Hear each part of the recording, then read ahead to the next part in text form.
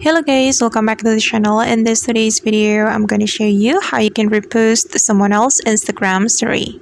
Alright guys, let's get into it. Here I have already opened my Instagram application on my phone.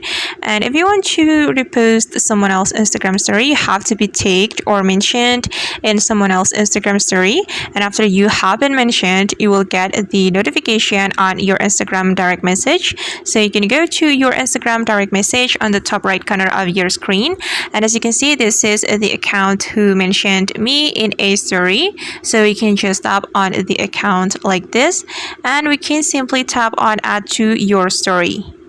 Okay, tap on add to your story and wait for a moment. Alright, and this is the story that we can repost. And before we post the story, we can edit the story. We can add tags, sticker, and also music. And you can also get the full screen by tapping on the story like this. And after that, you can click on your story to repost the story. Okay, and just wait for a moment until the story has been uploaded. And we can check the story right here on your story.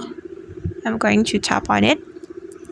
Okay, and now as you can see guys that we have reposted this Instagram story. Alright guys, and that's how we can repost someone else's Instagram story. I hope this tutorial will be useful for you. Thank you so much for watching and see you on the next video.